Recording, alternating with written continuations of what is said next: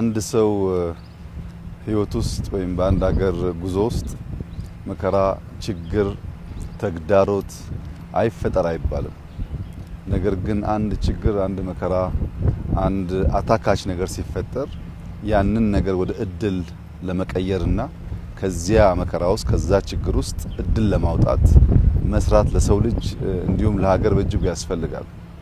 እንደሚታወሰው የኮሮና ወረርሽኝ በመጣበት ወቅት የሰለጠነው ዓለም ያልሰለጠነውን ዓለም አፍሪካን በስፋት ሰው የሚያልቅበት ከዚያ በሽታ ማምለጥ የማይችል አህጉር በየመንገዱ ሰው እየሞተ የሚታይበት ሊሆን እንደሚችል ብዙዎች ተንበየዋል፣ ገምተዋል።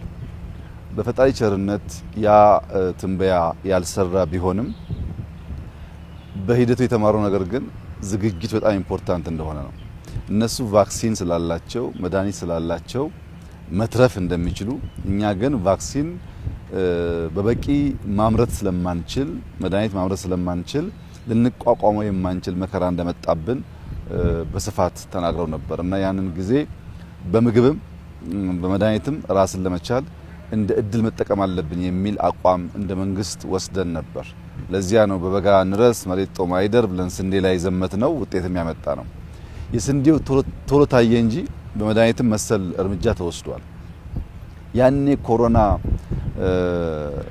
ሲመጣ ኢትዮጵያ ለሀገር ውስጥ ፍጆታ ማምረት የምትችለው መድኃኒት 8% ብቻ ነበር እና በቂ መድኃኒት ማምረት አንችልም፣ ወይ ለምንን ወይ ገዝተን ነው የምናመጣው። ሻጮች ደግሞ በነበረው ችግር መድኃኒት ያዝ አድርገዋል። ፕራይቬት ሴክተሩን ደግሞ መታችሁ እኛ ጋር አምርቱ ስንል በወቅቱ እምብዛም ፍላጎት አልነበረም። ያ ጉዳይ የፈጠረው ቁጭት መድኃኒት ላይ በበቂ አምርቶ የራሱን ፍጆታ የማይሸፍን ሀገር፣ ልብስ በበቂ አምርቶ የራሱን ፍጆታ የማይሸፍን ሀገር፣ ምግብ በራሱ አምርቶ የራሱን ፍጆታ የማይሸፍን ሀገር እንደ ሀገር ሉዓላዊ ሀገር ነኝ ብሎ መቀጠል አይችልም። ምግብ፣ ልብስና መድኃኒት በጣም ቤዚክ ነው። መኪና ሊቀር ይችላል፣ አውሮፕላን ሊቀር ይችላል፣ ምግብ ግን ሊቀር አይችልም። እነዚህ ሶስቱ ላይ ጠንክረን እንስራ የሚል እቅድ ነበረን። በልብስም በጣም ሰፊ ርቀት ተኪዷል። በምግብም የሚታወቅ ነው። የመድኃኒትን ብቻ ብንወስድ ግን ያኔ የነበረው 8% ዛሬ ኢትዮጵያ ለሀገር ውስጥ የሚያስፈልጋትን መድኃኒት 44% አመርታለች። በዚህ አመት ብቻ በሚቀጥለው ሳምንት 2 ሳምንት የሚመረቁ ፋብሪካዎች ስላሉ በዚህ አመት ከ50 እስከ 55% እንደርሳለን።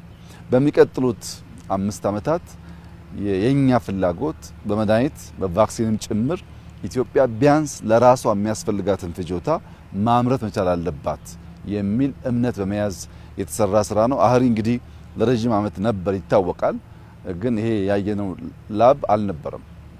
ባለፉት 3 አመታት ሰፊ ኢንቨስትመንት ተሰርቶ ተደርጎ የተሰራ ላብ ነው። የላቡ መነሾና እሳቤ መድኃኒት ለማምረት የሚያስፈልጉ ፋውንዴሽናል እውቀቶች አሉ። ያ የምርምር እውቀት ከሌለ የሚመረተው መድኃኒት በቂ ፈውስ ላይሰጥ ይችላል። አንደኛው የሚያስፈልገው ነገር ጂኖሚክስ ነው። የአንድን ሰው የጂኖ ሲኩዌንስ ማወቅ የበሽታውን አይነት ለመለየትና ለዛ በሽታ የሚገባው መድኃኒት ለመወሰን ያግዛል። ይህ ላብ ኢትዮጵያ ውስጥ በአጭር ጊዜ ውስጥ እናያለን ብለን የማናስባቸው በጣም በርካታ አቅሞች ይዟል። ኮሮና ሲፈጠር አብዛኛው ሳምፕል የሚሄድ የነበረው ወደ ደቡብ አፍሪካ ነበር። አሁን ሙሉ በሙሉ ለጂኖ ሲኩዌንሲንግ የሚያስፈልጉ እውቀቶች በመሳሪያም በሰው ኃይልም እዚህ ቦታ ስለሚገኝ ማንም መድኃኒት አምራች ሀገር ለኢትዮጵያውያን የሚያመርተው መድኃኒት ከማምረቱ በፊት የኛ የጂኖ ሲኩዌንስ ምን መልክ እንዳለው ለማወቅ በቂ መረጃ ማግኘት ይችላል። ከዚያም በተጨማሪ ቅድም እንዳያችሁት ከ2 ሚሊዮን ያላነሰ ሳምፕል መያዝ የሚችል ላብ ገንብተዋል። ሳምፕል በጣም ወሳኝ ነገር ነው። ብዙ ሳምፕል ካለ በዛ የድግግሞሽ ጥናት ነው የአንድ ሰው በሽታ የሚለየው፣ ለዛ ፈዋሽ መድኃኒት የሚፈጠረው። ያን ለማድረግ ላቡም የምርምር አቅሙም የጂኖ ሲኩዌንሱም በከፍተኛ ደረጃ የኢትዮጵያን መድኃኒት የማምረት ቫክሲን ማምረት አቅም የሚያሳድግ ነው። እንዳያችሁት በዘመናዊ ቴክኖሎጂ ብቻ ሳይሆን የእንስሳት ለምሳሌ አይጥ በመጠቀም የቲቪ በሽታን የመለየት ስራ ይሰራሉ። የምርምር ሂደቱ ሳይንስንም ሎካል ካፓሲቲን ታሳቢ ያደረገ ነው። ይሄ ደግሞ ከነሱ ፊልድ ወጥቶ ሌሎችን ፊልዶች ለማገዝ በእጅጉ የሚያግዝ ነገር ነው። ቅድም እንደሰማችሁት አይጦች ለበሽታ ልየታ ብቻ ሳይሆን በደንብ ከሰለጠኑ ለማይኒንግ ሴክተርም በጣም ጠቃሚ ናቸው። እነዚያን ነገር እያሳደግን ለመሄድ እንደዚህ ያለ በእውቀት የደረጀ በቴክኖሎጂ የደረጀ ለብዙዎቹ ፕሮዳክቶች ግብአት የሚሆን ተቋም በእጅጉ ያስፈልጋል። ዛሬ አህሪ ላይ ያየነው ጅማሮ የላብ ብቃት የሰው ኃይል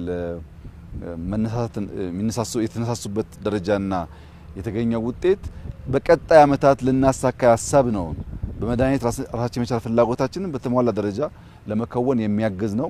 እንግዲህ ያኔ ብዙዎች ቫክሲን እናምርት አብረንም ከፈለጋችሁ በግልም ስንላቸው ኢትዮጵያ ለማምረት አትችልም ይሉ ነበር። እንደዚህ ያለው እውቀት ስላልነበረ ማለት ነው። አሁን ግን ያ ነገር ታሪክ የሚመስለኛል። በሚቀጥሉት ጥቂት ዓመታት ቫክሲን ማምረትም የሚያስችል ፋውንዴሽን ተሰርቷል። ቫክሲንም ታብሌትም እናመርታለን። በመድኃኒት ራሳችንን ከቻል፣ በምግብ ራሳችንን ከቻል፣ በልብስ ራሳችንን ከቻል የተቀረው የሚከተል ስለሆነ የተሟላ ሉዓላዊነት ያረጋገጠች ሀገር ለማድረግ የሚያግዝ ይሆናል። ኢትዮጵያ በጣም ዘግይታለች ይህንን ነገር ለመስራት።